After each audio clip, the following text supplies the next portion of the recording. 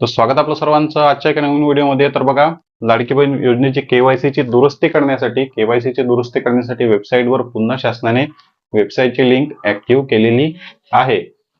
केवायसीची चुकी झाल्यामुळे जुनी केवायसी चुकल्यामुळे जे आहे ते नोव्हेंबर डिसेंबर महिन्याचा लाभ बंद केला होता. नंतर शासनाने पुन्हा केवायसी करण्याची आता संधी दिलेली आहे. पण आता जर तुमची केवायसी चुकली तर काय होईल?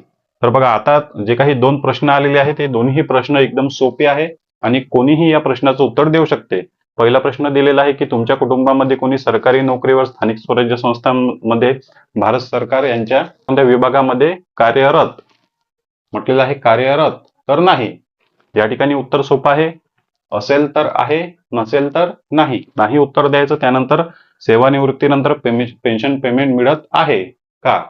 मिळत असेल तर आहे, नसेल तर नाही. म्हणजे सोपं उत्तर होतं दोन्ही ठिकाणी नाही. मग यामध्ये सुद्धा आता काही बहिणी म्हणत आहे की चुकी झाली. आता जर तुमची चुकी झाली तर आता ऑटोमॅटिक पद्धतीने तुमचा लाभ ऑटोमॅटिकच बंद होऊन जाईल.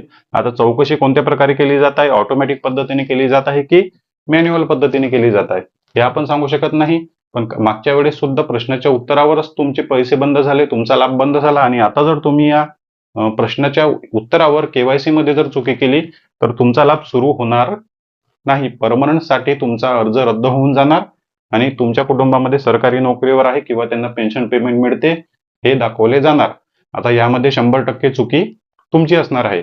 त्यामुळे प्रश्नाचे उत्तर देताना काळजीपूर्वक द्या. 31 मार्च पर्यंत केवायसी तुम्ही करू शकता. तुम्हाला ओटीपी येत नसेल, वेबसाईट ओपन होत नसेल किंवा काही प्रश्नाच्या उत्तरावर टच होत नसेल, चुकीचं उत्तर तुम्ही दाबलं असेल तर केवायसी पूर्ण बंद करा. पुन्हा स्टार्टिंग पासून केवायसी सुरू करा आणि योग्य पर्याय निवडून केवायसी पूर्ण करा. आता जर तुमची केवायसी चुकली तर तुमची केवायसी डायरेक्ट रद्द होईल, तुमचा अर्ज रद्द होईल. परमनंट साठी तुमचा अर्ज रद्द केला जाईल. आता जर तुम्ही चुकीची केवायसी सबमिट केली तर पुन्हा तुम्हाला दुरुस्तीची संधी मिळत नाही. आता जर चुकीची केवायसी सबमिट केली तर पुन्हा दुरुस्तीची संधी मिळणार नाही किंवा पुन्हा आता संधी तुम्हाला शेवट मिळणार नाही. 2 वेळा तुम्हाला संधी मिळाली. ऑक्टोबर महिन्यामध्ये केवायसी सुरू झाली होती, त्यानंतर डिसेंबर महिन्यामध्ये सुद्धा शासनाने तारीख वाढवली केवायसीच्या चुकीमुळे आणि आता परत फेब्रुवारी महिन्यामध्ये पुन्हा संधी मिळालेली आहे. त्यामुळे आता संधीला सोडू नका. योग्य उत्तर देऊन योग्य केवायसी करा.